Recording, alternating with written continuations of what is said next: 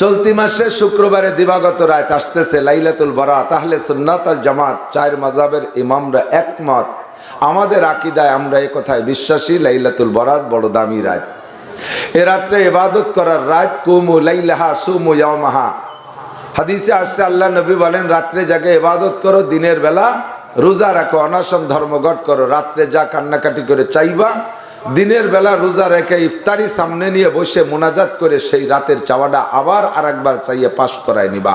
এটা হলো লাইলাতুল বারাত এবং দিনের নাম 15ই শাবান, রাতের নাম নিসফে শাবান, লাইলাতুল বারাত। আমরা সে রাত্রে ইবাদত করব, রাজি আছি তো ইনশাআল্লাহ? অনেকে আপনাদের আমাদেরকে ধোঁকা দেবে, সবে বরাত বলতে কিছু নাই, এ উপলক্ষে কোনো হাদিসই নাই। তুমি পাও নাই বলে নাই তাই করলে হবে? আমি তখন লক্ষ্মী ভাষা পড়াই, তার আগে তারাইল ফুকরো পড়াইতাম। তো তারাইল ফুকরো পড়ানো অবস্থায় আমরা যারা ছিলাম মুহাদ্দিসিন উলামায়ে কেরাম, শিক্ষক মণ্ডলী, আমাদের ভিতরে একদিন আসরের পরে বসে বসে একটু খোঁজ গল্পের মধ্যে একজন বড় মুহাদ্দিস, অরিজিনালি বড় মুহাদ্দিস এবং বিজ্ঞ, অনেক কিছু জানে।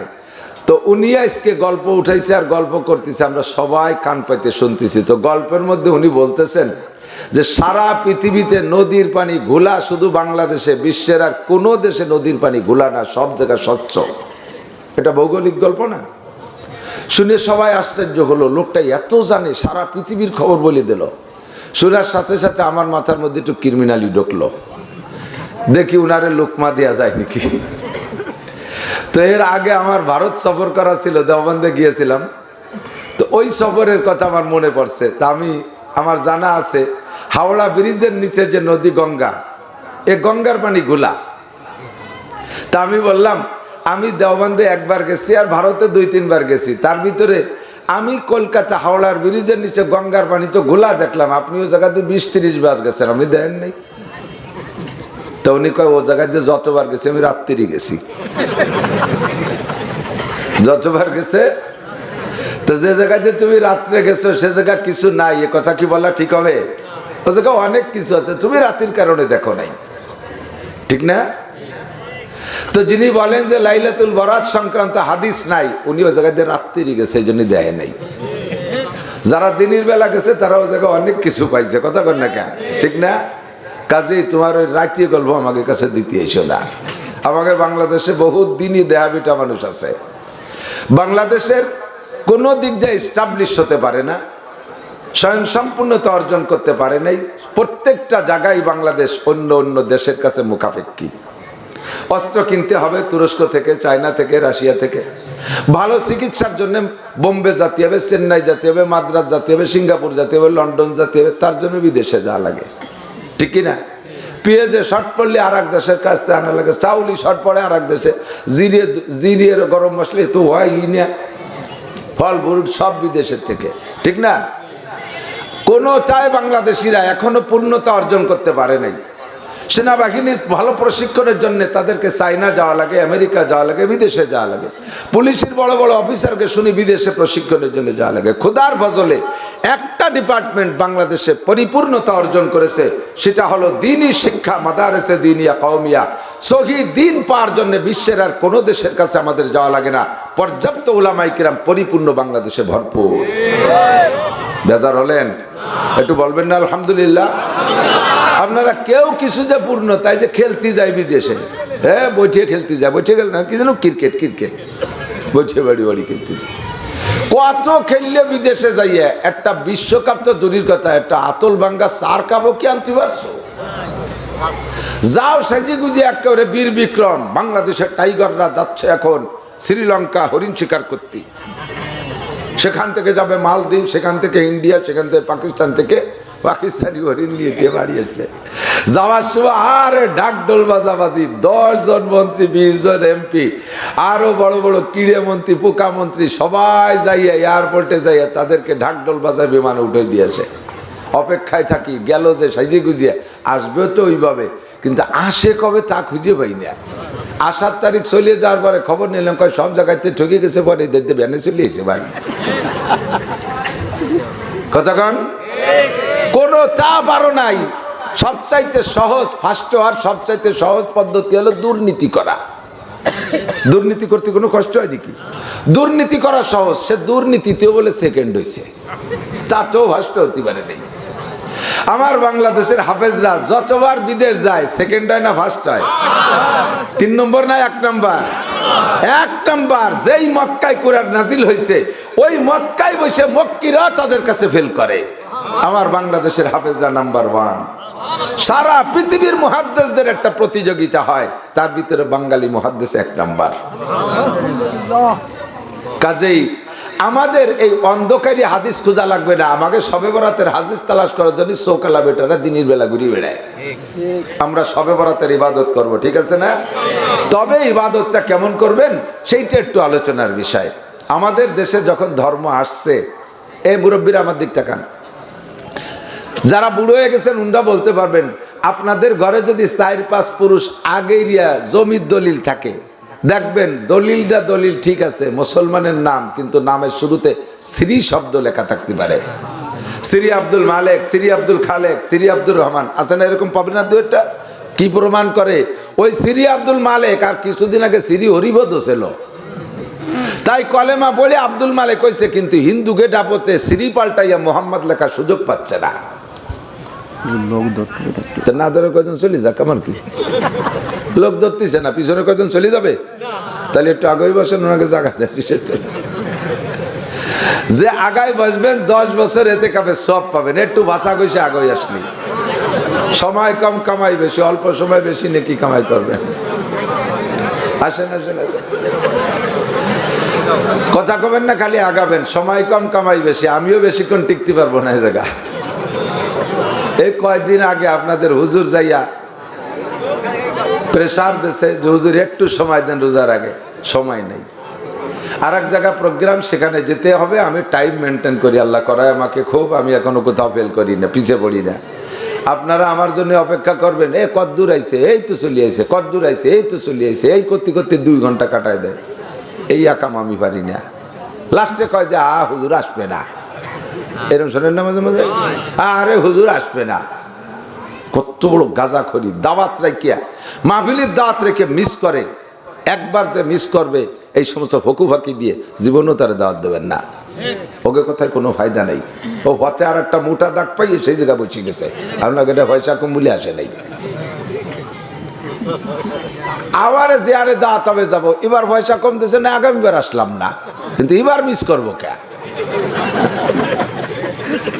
খাতায় লেহে রাখছি কারা কয়টা দেয়।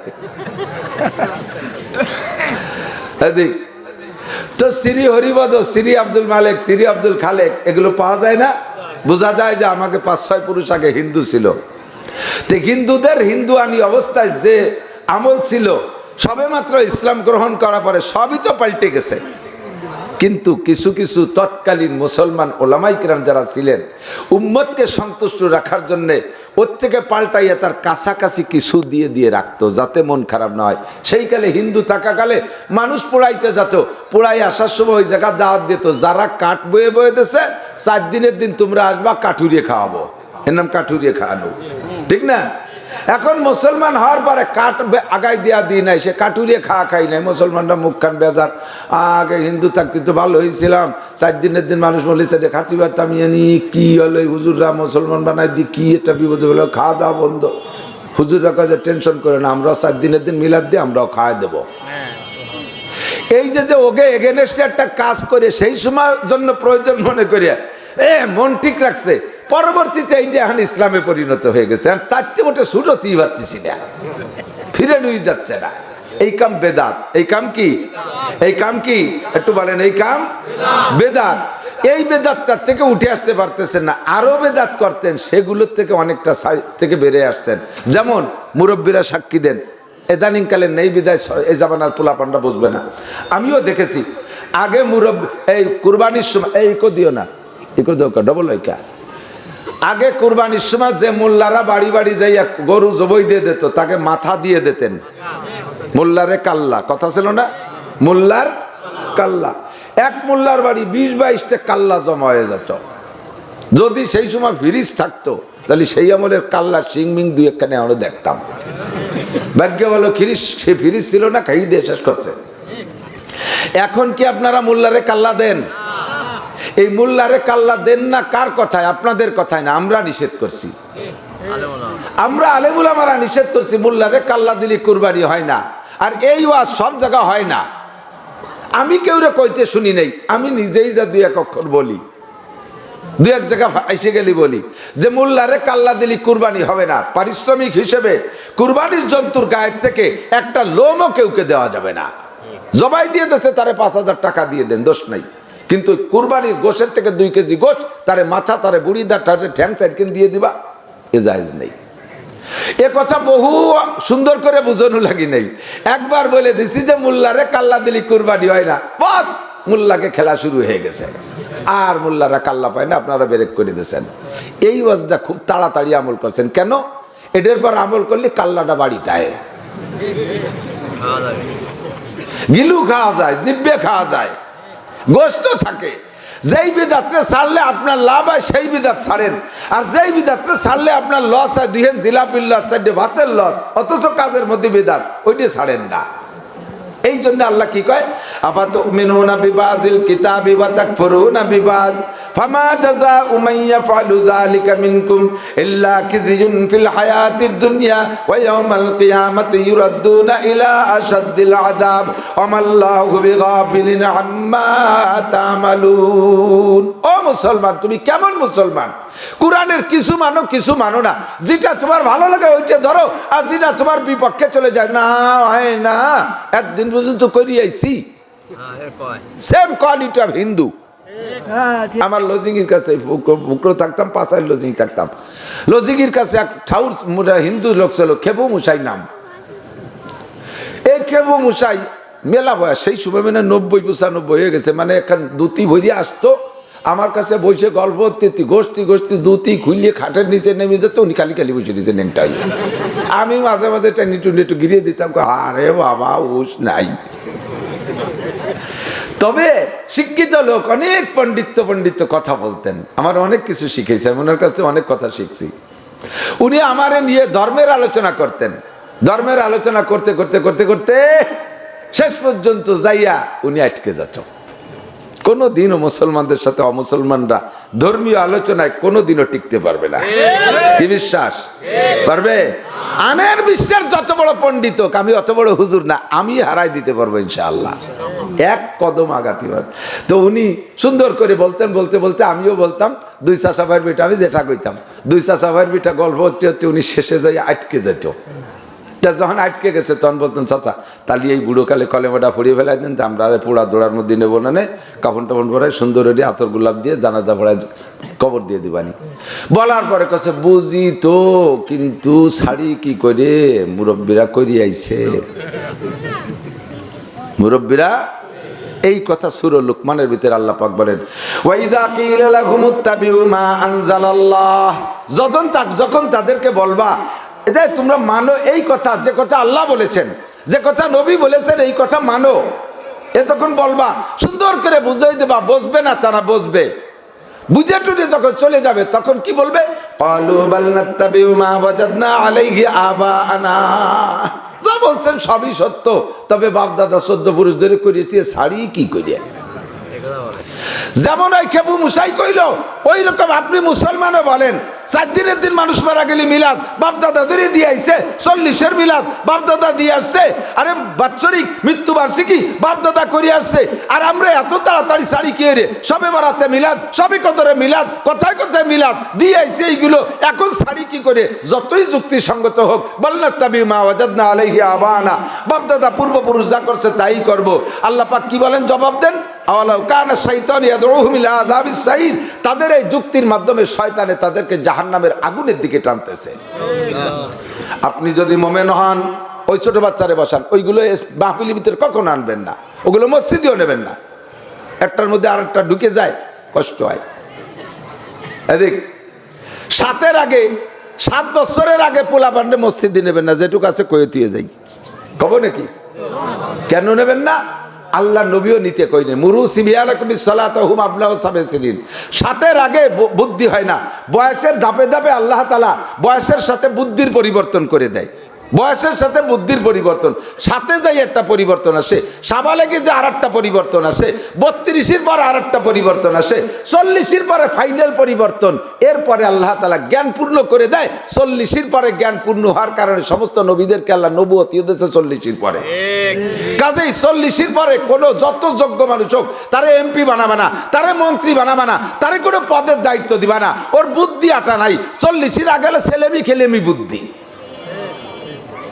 কতক্ষণ একটা পাকা বয়াসী আবাল গরু, আবাল কয় না আমাকে দিকে আল সস্তা মনে আছে নাকি, তার যে বুদ্ধি একটা পাঙ্কু আইডিয়ার কি সেই বুদ্ধি, ও তো না কুচে একসাথে একদিক দৌড় পারে, কিন্তু একটা বুড়ো গরু হিসেব নিকেশ করিয়ে দৌড়ে, ঠিক না? 3, 4, 5 বছরে তা মসজিদে নিয়ে মসজিদে ডিস্টার্ব করে। এত আগের থেকে প্র্যাকটিসের দরকার নেই। এই ব্যাসপুর একদিন নামাজ পড়তেছি, ব্যাসপুর বনমালীপুর মসজিদে, আসরের সময় এক দাদা পুতা এক টুকেটটা নিয়ে এসে আসার সময় তারা চকলেট কিনে দিয়েছে। দাদা যখন রুকুতি গেছে চকলেটেরটা খুলে কয় দাদা খা। আশেপাশে যে দুইজন তাকে নামাজ হবে হাসি দেবে না? আমি 2-3 জন পরে আমার তো মাথায় আগুন উঠে যাচ্ছে, বাসা আওয়াজ তো যাচ্ছে কানে, কতক্ষণ মন নামাজের মধ্যে রাখা যায়, এই কুয়ারি নামাজের মধ্যে আরো নষ্ট হয়ে যায়। দাদা খাচ্ছে না, খাইছে রুকুর মধ্যে খাই নেই, জল সাবিয়ার লাখ করে দাঁড়াইছে, এমন ও না খায় ছাড়বে না, লুঙ্গি ধরে ঝুলিয়ে পড়ছে, সে ছাতা খুলে গেছে, এবার নামাজ। এই জন্য ওদের নিয়ে নিষেধ। এক মসজিদে ইমাম সাহেব দেখি যে ওই হুতুলেরটা নিয়ে মেম্বারে বসাই দিয়েছে, আল্লাহদের করি বাপের বাড়ি নেড়ু একটুকটা নিয়ে মেম্বারে বসাইতে নামাজে দাঁড়িয়েছে। ও কি বসে থাকছিস? পুরো মসজিদের সব কাতারের মধ্যে তওয়াফ একবার করে ফেলাইছে, কাতারে কাতারে তওয়াফ করিয়া এর মধ্যে টানি টুনি 2 রিকাত হইছে। 3য় রিকাতে যখন দাঁড়াইছে বাপের যায় নামাজের সামনে পায়জামাটা খুলে সেনসানায় মুতিয়ে দিয়েছে। ইমাম সাহেব নামাজ ছেড়ে দেন, অ্যাক্সিডেন্ট হয়েছে। আর মনে চাচ্ছিল যে ওরে একটা থাপ্পড় দিয়ে অ্যাক্সিডেন্ট আর একটা বানাই দিই। এইগুলো কেন আনো মসজিদে? ওয়াজের মাহফিলে ডিস্টার্ব করে, মসজিদে ডিস্টার্ব করে। বড় বড় 2 জন দাঁড়াইছে, মাঝখানে একটা গ্যাটিস ডুয়ে দিয়েছে একটুকটা, এই গ্যাটিসটা 2টারে ডিস্টার্ব করে। সাতক্ষীরে যাই নামাজ পড়তে যায়, এরম একটা নিয়ে গেছে আমার সামনে, পুরো আইডিও শুয়ে গেছে, শেষ দায় দিতে পারি না। নবী পাক বিশ্ববিজ্ঞানী সময়ের মিল করে সমস্ত ইবাদতের হুকুম করে দিয়েছে। হ্যাঁ, সময়ের মিল করে, ব্যক্তির সাথে মিল করে। গরিব মানুষের উপরে যাকাত ফরজ করে নাই, গরিব মানুষের উপরে হজ ফরজ করে নাই, গরিব মানুষের উপরে কুরবানি ওয়াজিব করে নাই, গরিব মানুষের উপরে সদকা বিতরা ওয়াজিব করে নাই, তার তৌফিক নেই, এটা সম্ভব না।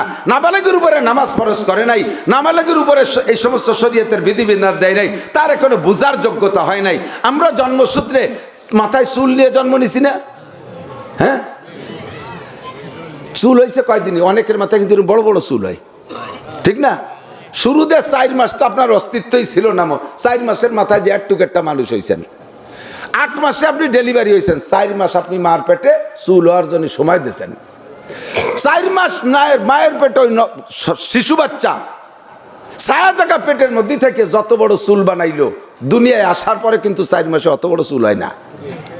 দেখছেন অনেকের মাথায় বড় বড় চুল। তো যে আল্লাহ তাআলা মায়ের পেটে রেখে এত বড় চুল দিতে পারছে, ওই আল্লাহ তাআলা মায়ের পেটে রেখে দাড়ি দিতে পারতো কিনা? দাড়ি দেয়নি কে? দাড়ির আলাদা সম্মান আর চুলের আলাদা সম্মান। চুলের হুকুম হলো জন্মের পরে 7 দিনের দিন কাটিয়ে ফেলতে হবে, আর দাড়ির হুকুম হলো মুখে গজালি কোনোদিন কাটা যাবে না। নবজাতক বাচ্চা, নবী পাক বলেন, যেই ব্যক্তি মান আকালা মিন হাযিহি শাজারাতিল মুনতিনাতে জাররুহু বিউনুকিহি লা ইয়াদখুল ফি মসজিদিনা হাযা, যেই ব্যক্তি এই দুর্গন্ধ গাছের অংশ খেয়ে মুখে দুর্গন্ধ বানাইলো, হাত্তাল্লাহ হাসান আল বাসাল, গাঁজা, মদ, এবা, ফেনসিডিল, হিরোইন, এমনকি পেঁয়াজ আর রসুন যদি খায়, বিড়ি খায়, ধূমপান করে, মুখে যদি দুর্গন্ধ হয়, ওই লোকগুলো মসজিদে আসবে না। জাররুহু বিউনুকিহি ওয়ালা তাকুজ বিলিহিয়াতিহি, ওই লোকটাকে ঘাড় ধরে গলা ধাক্কায় বের করে দাও, তার দাড়ি ধরবা না, দাড়ি বড় সম্মানী অঙ্গ, দাড়িতে হাত দিবা না, ওরে গলা ধাক্কায় বের করে দাও। দাড়ি সম্মানী অঙ্গ, জন্মের পর থেকে সে সম্মান নিয়ে জন্ম নেয়, এই দাড়িতে মুখের ভিতরে গজায় সম্মানের সাথে। নবজাতক বাচ্চা, দুধের বাচ্চা, সে দাড়ির সম্মান করতে পারে না, মার দাড়ির ইজ্জত করতে পারে না, দাড়ির যত্ন করতে পারে না। ওয়াইল ক্লথের পর শুয়ায় রাখলে দেখবেন ছোট ছোট বাচ্চারা পেশাব পায়খানা করে ঘুলাই পুলাইয়া মুঠ ধরে খাওয়াও শুরু করে, মাথায় মাহায় পেটে মাখায়। ওই বয়সে সে দাড়িরে যত্ন করতে পারবে না। এই জন্যে আল্লাহ জন্মের সময় দাড়ি দেয় নাই, আল্লাহ দাড়ি দিয়েছে পরে, যখন দাঁড়ায় দাঁড়ায় বাগানের মধ্যে দাঁড়াইয়া কের কাছে হ্যালো হ্যালো টেলিফোন করা শিখবা, ওই সময় তোমার বুদ্ধি, দাড়ির বুদ্ধি হবে। তাই 16, 17, 18 বছর বয়সে আল্লাহ দাড়ি দেয়। আর চুল দেশে জন্মের সাথে সাথে, কারণ চুলের মাসালা হলো 7 দিন পরে কাইটে ফেলবা, চুলের ওজনে সোনার উপর সৎকা করে দিবা। সময়ের পার্থক্য আল্লাহ তাআলা শরীয়তের বিধিবিধান পার্থক্য করে দেশে কিনা। ছোট নাবালেক, দুধের বাচ্চা, এগুলোরে মসজিদে নিবা না। 3, 4, 5 বছরগুলোকে মসজিদে নিবা না, 7-এর আগে নিবা না। 7-এর আগে এই ছোটগুলো ফাইজলামি, এই অ্যান্সার কা ওই ফাইজলামি করে, ও কি বোঝে? ও বোঝে না বলে করে। আপনি রাগন কে? আমারে কয় আপনি রাগন, ও কি বোঝে? তা বোঝে না তা আনছো খাই। দারোগার গাই, জানেন না দারোগার গাই? মসজিদ দারোগার গাই মসজিদ গোয়ালিতে ছুটিয়ে মসজিদে যাইয়ে রাত্রি দরজা খোলা পাইছে, যাইয়ে নেদাইছে, নেয় শুয়ে জাগর কাটতেছে। মুয়াজ্জিন সাহেব ভোরবেলা ফজরে নামাজ পড়তে এসে মসজিদে ঢুয়ে দিয়েছে, গরু একটা শুয়ার এই নেদাইছে, নষ্ট হচ্ছে। কিডাই অশুভা শীতকালী দিন গোল চাপ করবে। রাগে জ্বালায় পাইছিল কেড়াইল বাড়িতে বেড়াতে গাইতে বের হয়েছে। যে বাড়ির গাই সেই বাড়ি গেছে, গাই জাতি জাতি দারোগার বাড়ি গেছে। দারোগাই উপরতলাইতে দেয় যে গাই রে বাড়ি হচ্ছে, 60 বাড়ি হচ্ছে। ওর থেকে আমার গাই বেড়োয় কিনা? কার গাই? আপনার গাই না, যার গাই মজা তার গাই। মসজিদ কি হচ্ছে দেখছেন? মসজিদ কখনো সাফ করতে আপনি গেছেন? এভাবে মসজিদ নষ্ট করে দারোগা কয় যে ও কি বোঝে? পাগল, ও বোঝে না। গেছে আমারে কোনোদিন দেখছিস মসজিদে? আমি বুঝি, আমি মসজিদে জানি, ও না বুঝে ঢুয়ে পড়ছে। যতদিন না বুঝে অতদিন যায়। 16, 17, 18 বছর হলি সে সময় বুঝবে, আর টাইনিও নিতে পারবা না। ওই অসময় নিয়ে যদি প্রেশার দাও তাহলে উল্টো হয়ে যায়। কথা সরি চলে গেছি অনেক দূর। আমার দিক তাকান। তাহলে প্রত্যেকটা ইবাদত হইতে হবে কেমন? আখলিস দীনাকা ইয়াকফিকাল আমালুল কলিল। তোমার ঈমানকে খাঁটি করো, আমলকে খাঁটি করো, অল্প না আমলই নাজাতের জন্য যথেষ্ট হইবে। ওমা উমিরু ইল্লা লিয়াবুদুল্লাহ মুখলিসিনা লাহুদ্দিন। প্রত্যেকটা ইবাদত করব একমাত্র কার জন্য? একটু কন্যা কার জন্য? সবে বরাত কার জন্য? সবে কদরের ইবাদত কার জন্য? নামাজ রোজা আল্লাহর জন্য, হজ যাকাত আল্লাহর জন্য, জিকির ফিকির আল্লাহর জন্য, তবলিগ সরমনাই আল্লাহর জন্য, ফরজ ওয়াজিব আল্লাহর জন্য, তিলাওয়াত জিকির ফিকির সব আল্লাহর জন্য, দান খয়রাত আল্লাহর জন্য। নামের জন্য কিছুই করব না, ঠিক কি ঠিক না? আর ইবাদতকে পরিষ্কার রাখবো, ইবাদতকে নোংরামির থেকে বাঁচায় রাখবো। কোনো প্রকার খারাপই যেন আমার ইবাদতের মধ্যে না ঢোকে। কতক্ষণ? আপনি বাজারে গেছেন 1000 টাকার বান্ডিল নিয়া, 1000 টাকার বান্ডিল।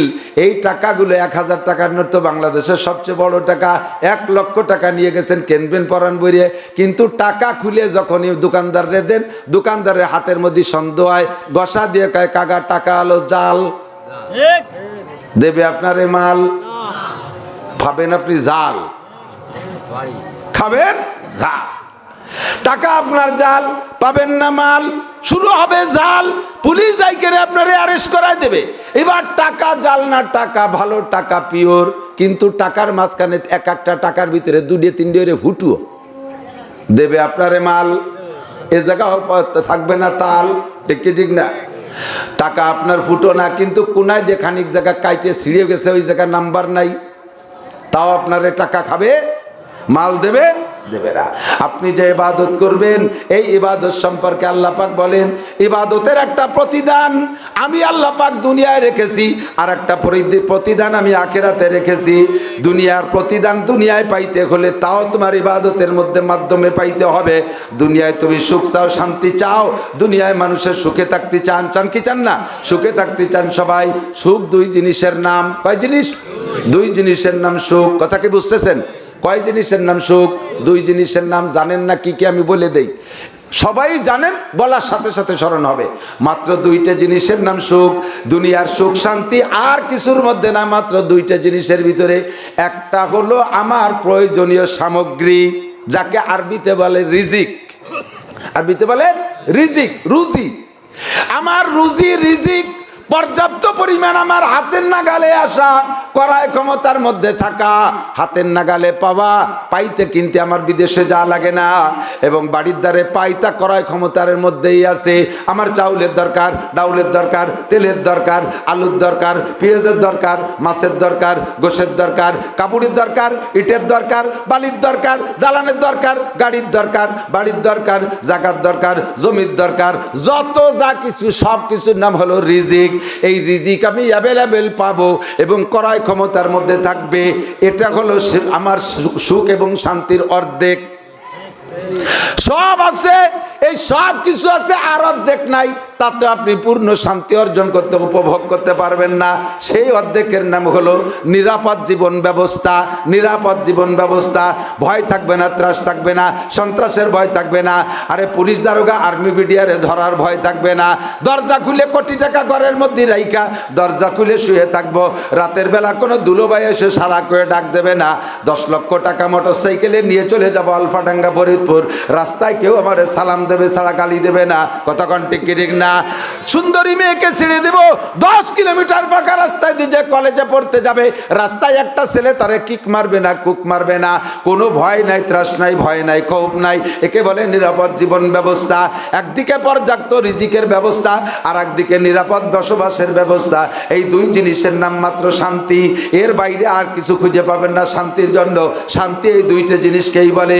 আর আল্লাহ পাক বলে শান্তি যদি পাইতে চাও দুইটা জিনিস, ফালিয়াবুদু রাব্বা হাযাল বাইত, এই ঘরের রবের ইবাদত করো, এই ঘরের রবের ইবাদত করো।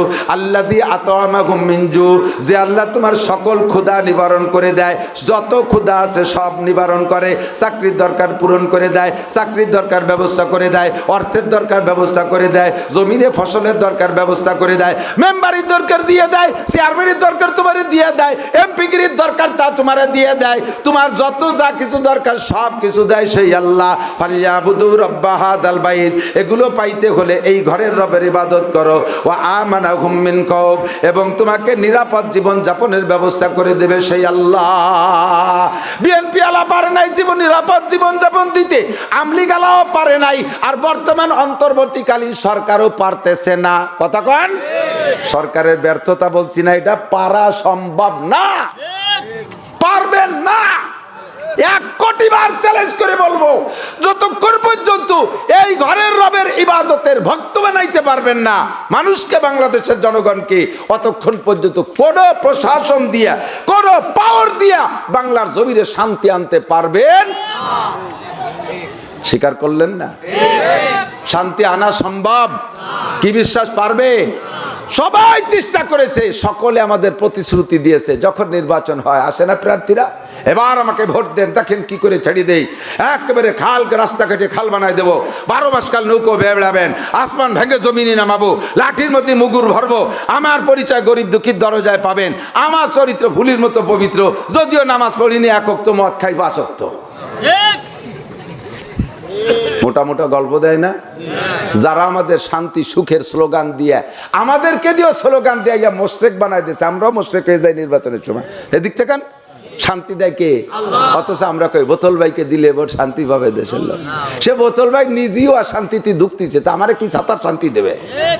কতক্ষণ কাজে এই স্লোগান দিয়ে আমাকে মুশরিক বানাইছে, আমরা আর মুশরিক হইতে রাজি না। ফালিয়াবুদু রাব্বা হাযাল বাইত, এই ঘরের রবের ইবাদত করো। আল্লাযী আত'আমাহুম মিন জু, যে আল্লাহ তোমার সব ক্ষুধা দূর করবে, ওয়াদা করছে কে? যুবক একটু কও না কে? আল্লাহ মাসে একবার মিথ্যে কথা কয়, বছরে 2 বার কয়, সবে বরাত আর সবে কদরে আল্লাহ মিথ্যে কথা কয়। আল্লাহ 2 রাত্রে এসে কয় আল্লাহ মুস্তাগফিরিন ফাগফির, আল্লাহ কে আসিস জীবন ভরে আকাম করে গুনার বস্তা পাহাড় জমাই ফেলাইছিস, আজকে রাত্রে আয় বান্দা তওবা কর, ক্ষমা করে দেব। আল্লাহ মুস্তারজিকিন ফারজুকা, কার কি অভাব আছে আয়। সমন্বয় আন্দোলন কইরা একটা চাকরিও কেউ পাও নাই। সংসদ ডক্টর ইউনূস সাহেব তোমারে কোন জায়গা থেকে চাকরি দেবে? বাংলাদেশের সব চাকরির ভ্যাকান্সিগুলো ব্লক রয়েছে, কোন কোনো জায়গা তো লোকের অভাব নাই, যত আন্দোলন করো তোমারে চাকরি দেওয়ার ক্ষমতা ডক্টর ইউনুস সাহেবের নাই, কতক্ষণ ঠিক কি ঠিক না? আল্লাহ কয় তবে তোর রিজিকের দরকার, ইউনুসও দিতে পারবে না, হাসিনা খালেদা পারে নাই, এরশাদও পারে নাই, জিয়া মুজিবার পারে নাই, দুনিয়ার কোনো মানুষের রিজিক দিতে পারে না, কারণ রিজিক আসে উপরের থেকে, আর ওরা উপরে যাইতে পারে না। অবিসামা এরিজকুকুম ওয়া মা তুআদুন, আল্লাহ কা আসমান থেকে রুজি আসে, আর আমার আল্লাহ আসমানের মালিক, রুজি উপরের থেকেই পাঠায়। মাটিতে বসে উপরের রিজিক পাইতে হলে উপরওয়ালার সাথে যোগাযোগ করো। তোমরা উপরওয়ালার সাথে যোগাযোগ না করিয়া ভাষা লীগের সাথে যোগাযোগ করো, ইন্ডিয়ার সাথে যোগাযোগ, চায়নার সাথে যোগাযোগ, রাশিয়ার সাথে যোগাযোগ, আমেরিকাওয়ালারে গডফাদার বানাই নিছো, ওরা যা কয় চাই তাদের কাছে থেকে রুজি বরাদ্দ হয়। এই মোস্টেক হয়ে গেছো বিদায় দিক তোদেরকে তারা। আমি আল্লাহ শান্তির দরজা বন্ধ করে দিলাম। শান্তি যদি পাইতে চাও দুইটা মার্কায় ভোট দাও। জোরে কন কয়টা? কবেন না?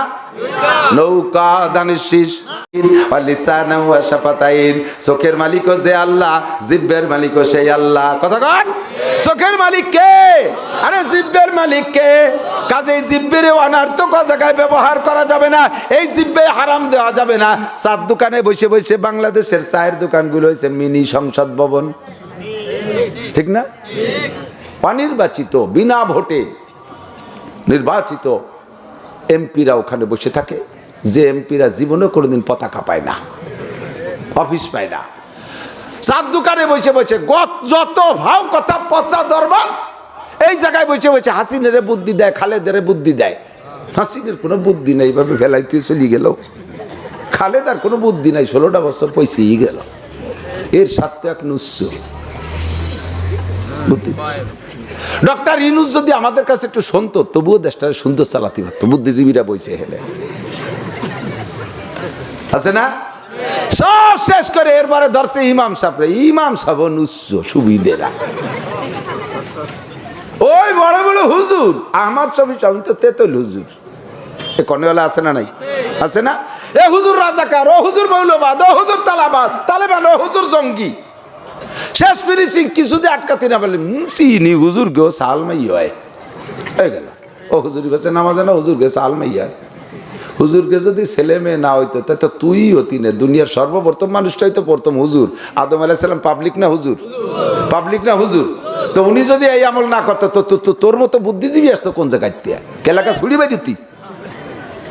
যত পচা দরবার চার দোকানে, এখনো জিব্বে কন্ট্রোল হয় নাই, এজন্য বলতেই তালে রয়েছেন। নামাজ ভিতরে মুখে প্রতিষ্ঠিত হয় নাই, চোখ ভালো হয়েছে কিন্তু মুখের মধ্যে শুরু হয়ে গেছে, এখনো ঠিক হয়ে। কিছুদিন বলতে বলতে নামাজ পড়তে পড়তে এবার চোখ জবানটাও কন্ট্রোল হয়ে, আরে কি কই, কার নামে কি কই। সেদিন শুনলাম হুজুর কইছে গিবত, শিকায়ত, পরনিন্দা এতে বিশাল গুনাহ, আর করবো না। বাস নামাজ জিব্বের মধ্যে ঠিক হয়ে গেছে। মদ গাঁজা বিড়ি সিগারেট আর খাবো না, জিব্বের মধ্যে কায়েম হয়ে গেছে নামাজ।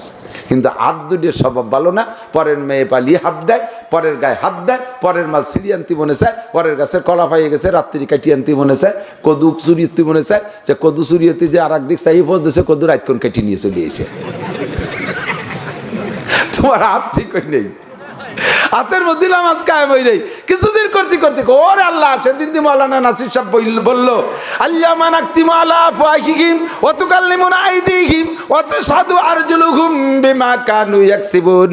কিয়ামতের ময়দানে যখন আল্লাহ একটা একটা করে ধরবে, আজ নাফতা কাজা, আজ নাফতা কাজা, তুমি কি এই গুনাহ করছো, এই গুনাহ করছো, আল্লাহর সামনে সবাই অস্বীকার করবে কাল্লা, আল্লাহ জীবনে কোনোদিন এই গুনাহ করি নাই, অথচ করছে সেটা তো আল্লাহর জানা আছে। আল্লাহকে আমার সামনে দাঁড়ায় বাটপার মিথ্যে কথা কইস, নাকতিমু আলা আফওয়াহিহিম, তোর মুখটারে বন্ধ করে দেব, অতুকাল্লিমুনা আইদিহিম, তোর দুটি হাতে আমার কাছে সাক্ষী দেবে, অতাশহাদু আরজুলুহুম, পা দিয়ে হেঁটে গেছিলি পায়ে সাক্ষী দেবে। এই কথা যখন মনে পড়ছে, আরে আমি হাত দিয়ে অন্যায় করি আবার নামাজ পড়ি, এই হাতই আমার বিপক্ষে সাক্ষী দেবে, কাজেই হাতরে আর আকামে দেওয়া যাবে না। বাস নামাজ হাতের মধ্যেই প্রতিষ্ঠিত হয়ে গেছে। কিন্তু কানটা কোনো ঠিক হয় নাই, কানে খালি মমতাজ মনির খান আলমগীরের গান শুনতে মনে চায়, কানের ভিতরে দুনিয়ার আজে বাজে শুনতে ভালো লাগে, এখনো কানরে আজাগায় ব্যবহার করেন। কিছুদিন শুনতে শুনতে কানের কথা চিনতে হলো। আল্লাহ পাক রব্বুল আলামিন যদি ইচ্ছা করেন তাহলে কানের কাছে আমার কথা জিজ্ঞেস করবে। আল্লাহ পাক বলবে, আল্লাহ পাক কি বলেন, ওয়াকুল্লা ইনসানির, কিয়ামতের ময়দানে আল্লাহ পাক রব্বুল আলামিন সমস্ত অঙ্গ প্রত্যঙ্গ বিশেষ করে 3টে অঙ্গের হিসাব আলাদা নেবে। এক নম্বরে কান, 2 নম্বরে চক্ষু, 1 নম্বরে চক্ষু, 2 নম্বরে কান, 3 নম্বরে বিবেক। 3 নম্বরে বিবেক। কিয়ামতের ময়দানে 3টে অঙ্গের জিজ্ঞাসা হবে। এই 3টে অঙ্গের মধ্যে তো কানও আছে। কানরে আমি কোন জায়গা কি ব্যবহার করি, ও নামাজ পড়ি আবার কান দেয়া কাম কেন করি, কানরে ব্রেক করে ফেলাইছেন, বাস এবার নামাজ কায়েম হয়েছে কানের মধ্যে, কিন্তু আপনার শরমগা কন্ট্রোল হয় নাই। আজে বাজে সুযোগ পাইলে আপনি সে জায়গা লজ্জাস্থানরে ব্যবহার করে ফেলেন। এদিক ওদিক মোটামুটি ভালো হয়েছে, কিন্তু স্বভাব নিচের দিক যাইয়ে নষ্ট রয়েছে, এখনো পর্যন্ত ঠিক করতে পারেন নাই। নামাজ পড়তে পড়তে হঠাৎ একদিন আপনার মনের ভিতরে স্মরণ হলো, আরে হুজুরের কাছে তো শুনছি একবার জিনা করলে 7000 বছর জাহান্নামে পোড়া লাগে, ও কপাল আমার দ্বারা এটা সম্ভব না, বা শরমগা কন্ট্রোল করে ফেলাইছেন, কিন্তু পা দুটে চাকা দুটে রেমোটে ফিরেতে পারতেছে না, খালি গস্তি গস্তি চার দোকানে চলে যায়, এ জায়গা যায় ও জায়গা যায়, টোটো উড়ে বেড়ায়। বিশেষ করে মহিলারা পাড়া বেড়াইনে মুরগি আছে না কিছু, পাড়া বেড়াইনে মুরগি, বাড়ি মোরগ যত বড় থাক ওর আর এক বাড়ি জাতিই বলে চাই। এই পাড়া বেড়ানে মুরগিকে মতো এ জায়গা যাবে ও জায়গা যাবে, মার্কেটে যাবে, গান শুনতে যাবে, বাজারে যাবে, হাটে যাবে, এই পাড়া বেড়ানে মুরগির মতো টোটো উড়ে বেড়ায়, ঘরে বসে দেখতে মনে চায় না, এ জায়গা ও জায়গা যাইতে মনে চায়। এই চাকা দুটি এখনো ঠিক হয় নাই, হঠাৎ করে একদিন চাকা দুটিও কন্ট্রোল হয়ে গেছে, আরে আমার সময় নষ্ট করতে ও জায়গা কেন যাব, চাকা পার মধ্যে নামাজ প্রতিষ্ঠিত হয়ে গেছে। এই সবগুলো ঠিক হয়ে গেছে কিসের ওসিলায়? কোন অনেকে নামাজের দাওয়া দিল, কয় তো হা পড়বানি, একটু ভালো হয়ে নেই শেষে পড়বানি, ভালো হইয়ে নামাজ পড়বে। একজন বিছানে শুয়ে কেতরাছে, জন্মের অসুখ, তুই একটু ডাক্তারের কাছে যা, কয় একটু সুস্থ হয়ে নেই শেষে যাবানি। ডাক্তারের কাছে যাবে কবে? তাই সুস্থ হলে তো যাবি কি, দিকে সুস্থ আর পরে যাবি কে, যাবি তো সুস্থ হতি। নামাজ পড়া শুরু করবে ভালো হইয়ে, আর আল্লাহকে নামাজে ভালো করে, তুই নামাজ পড়িয়ে ভালো হবি, ভালো হয়ে নামাজ পড়তে পারবি না, ভালো হওয়ার দিন নাই, কথা কন ঠিক না? তাহলে আমি 5 ওয়াক্ত নামাজ পড়বো দৈনন্দিন, নামাজে আমাকে ভালো করবে, কিন্তু দেখতেছি হুজুর কতজন যে নামাজ পড়ে ভালো হয় না, এর জবাব কি দেবেন? জবাব দিতে আমার 4-5-6 মাস লাগবে এক বৈঠকে বসে। এই নামাজ পড়ার পরও কেন আকাম থেকে ফেরে না, এই কথা বলতে 6 মাস লাগবে। এইভাবে বসে থাকবেন আর আমি ডেলি ডেলি একটু টুরে পড়াবো। কেন নামাজে আপনাকে ভালো করতেছে না? আপনার নামাজটাই ফুটো নামাজ। কি নামাজ? জাল নামাজ, ফুটো নামাজ, নাম্বার সিরা নামাজ, কেডি কাটা নামাজ। ওই টাকায় দিয়ে কাজ হয় না, ওই টাকায় দেয়া কাজ হয় না। নামাজ পড়ে 99% পাবলিক, এর ভিতরে চেহারা দেখে চিনি। আপনাদের 1 নম্বর মায়ের নামাজে কিরাত অশুদ্ধ, কিরাত অশুদ্ধ। আর অশুদ্ধ কিরাত দিয়ে নামাজ পড়লে নামাজ হয় না, হয় না, হয় না। 1000 কোটি বার কসম খেয়ে বলবো, যারা অশুদ্ধ কিরাত দেওয়ার দিন নামাজ পড়ছেন, ও নামাজের একটা নামাজ আসমানে ওঠে নাই, ওর জন্য 1 মিনিটও জান্নাত পাবেন না, পাবেন না তো পাবেন না। এ জায়গায় আমার কোনো স্যাক্রিফাইস নেই। হয়তো বলবেন যে হুজুর ওই রুম করলি যাও পড়তাম, পড়বো না, না বলি না বলি বেড়া, আমার কি দোলাই খাবার তুমি, আমার কি? আমি যদি বলি যে মিয়া যা পারেন পড়েন, আমরা তো আসি দেখবানি, অবশ্য আমি আছি, আব্দুল গফর সাহেব আছে, আখেরাতে একটা ব্যবস্থা আমরা করিয়ে নিবানি, তাহলে আপনি সেই লাগামহীনভাবে সেই ভুল নামাজ পড়তে থাকবেন। কিয়ামতের ময়দানে যে আল্লাহ আপনারা ধরলে আপনি বলবেন, আল্লাহ নাসির হুজুর তো আমাকে কই আসলো যে যা পারো পড়ো, আমি দেখবানি, ওই শব্দ শোনার। এই গোষ্ঠী শুদ্ধ মানুষের বিপদ আমার গাড়ি উঠে দেবেন, এই জন্য আমি সাথ দিতে পারবো না নামাজ ভাঙ্গার কারণ 19টা। 1 নম্বরের নাম নামাজের ভিতরে অশুদ্ধ পড়া। এই অশুদ্ধ নাম কিরাত দিয়ে নামাজ হয় না।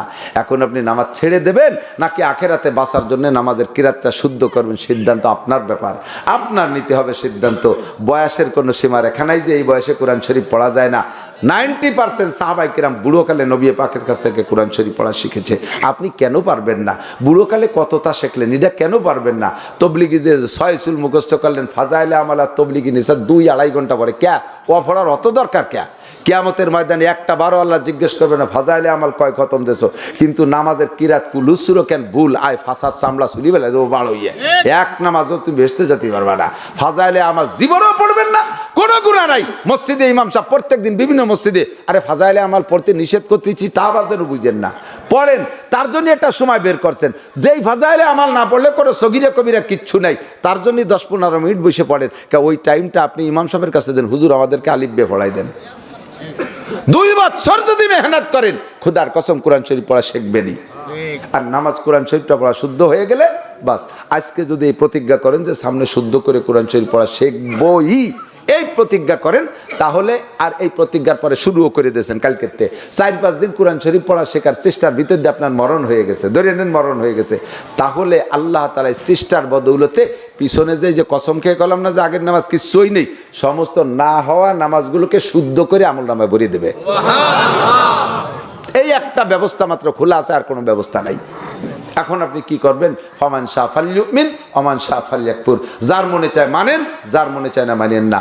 তবে লাইলাতুল বরাতের ইবাদতের ভিতরে রুটি হবে না, হালুয়া হবে না, গরু জবাই হবে না, রুটি হবে না, হালুয়া হবে না, গরু বলতে হবে না। এই ইবাদতটা হলো কুমু লাইলাহা, রাত্রে জেগে কান্দে কান্দে ইবাদত করবেন, আর দিনের বেলা রোজা রাখিয়া অনাসম ধর্মঘট করে ইফতারির সময় আল্লাহর কাছে কান্দে কান্দে চাইবেন যে আল্লাহ গত রাতে যা চাইছি তাই আপনি আমাদেরকে দেন। কি কালেকশনের বক্তা আলাদা? কি কি হিন্দু সম্পর্কে? কি হিন্দু সম্পর্কে কিছু টিপস? কি টিপস দেবো? টিপস দিয়ে আমি বুঝি না, আমি তো ইংরেজি বুঝি না, ইংরেজি না বাংলা তাও তো টের পাচ্ছি না। এখন কিচ্ছু লাগবে না, যা বলছি সেইটুকির পর হিন্দুকে বাদ দেন, কুয়ান ফুসাকু মুসলমান হিন্দু হয়ে যাচ্ছে, আর হিন্দু গেনে টিপ দিতে যাবেন। আমরা যা শুনছি এরপর আমল করবো তো ইনশাআল্লাহ। সবে বরাতে যুবকরা কোনো আতশবাজি, জিলাপি, বিস্কুট কিচ্ছু হবে না। ও রাত খাইর রাত না, ও রাত মহা বিপদের রাত। রাত্রে আপনার নামে কি লিখতেছে আগামী বছরে তা আপনি কিচ্ছু জানেন না। আপনার মরণ লিখতেছে, পরাজয় লিখতেছে, ঘরে আগুন লাগবে, বউ মরবে, এই লিখতেছে, আর আপনি খুশিতে জিলাপি খাচ্ছেন। তাহলে কত বড় দুর্ভাগ্য আপনি।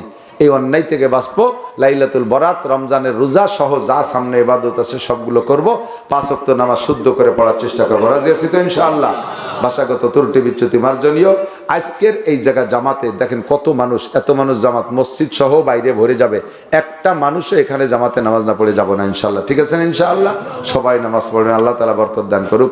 পরবর্তীতে বক্তারা আছে, তাদের কাছে কালেকশন হবে, মানে তারা বয়ান করবে, বয়ান শুনবেন।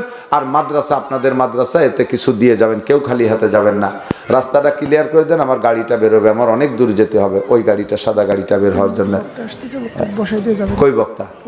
বক্তা বলে চলে বুঝুন বুঝুন বুঝুন বুঝুন। আমার কথা তো এতক্ষণ শুনলেন, এখন একটা কথা শুনবেন না? বসেন, হুজুর চলে আসছে, এখনই চলে আসছে। তাহলে আমরা ইনশাআল্লাহ দিন শিখার, এখন হলো এই যে কথাগুলো হলো, এই কথাগুলোতে আপনাদের শুধু দিক নির্দেশনা দিছি, বাকি শিখবেন কোত্থেকে এটা আপনার জানতে হবে না। শিখার জায়গা হলো সাধারণ পাবলিকের জন্য দাওয়াত ও তবলিগ। আহলে হক উলামায়ে কেরামের সাথে তবলিগি যে শিখবেন, উলামায়ে কেরামের সাথে তবলিগি যে শিখবেন, আর ছেলে মেয়েদেরকে মাদ্রাসায় দেন। মহিলা মাদ্রাসা থাকলে মহিলা মাদ্রাসায় মেয়েদেরকে দেন, আর ছেলেদেরকে আপনাদের এই মাদ্রাসায় দেন। মাদ্রাসার পরিবেশটা আমার খুব ভালো লাগছে, খোলামেলা উন্মুক্ত জায়গা, বড় মসজিদ আছে, জায়গাও আছে, বড় বড় ঘর করবেন। যারা আছেন আপনারা এলাকার পয়সাওয়ালারা, ইট দেবেন, বালি দেবেন, সিমেন্ট দেবেন, টিন দেবেন, বড় বড় ঘর করবেন। বহিরাগত ছাত্ররা আসবে, পড়াবে ইনশাআল্লাহ। আল্লাহ তাআলা আপনাদের তৌফিক দান করুন। আল্লাহ পাক আমাদের দান কবুল করুন, মাদ্রাসাটারে কবুল করে নিক। সবাই বলি আমিন। সুবহানাল্লাহি বিহামদি, সুবহানাল্লাহিল আযীম, সুবহানাকাল্লাহুম্মা বিহামদিকা, আশহাদু আল্লা ইলাহা ইল্লা আনতা, আস্তাগফিরুকা ওয়া আতুবু ইলাইক। আসসালামু আলাইকুম ওয়া রাহমাতুল্লাহ।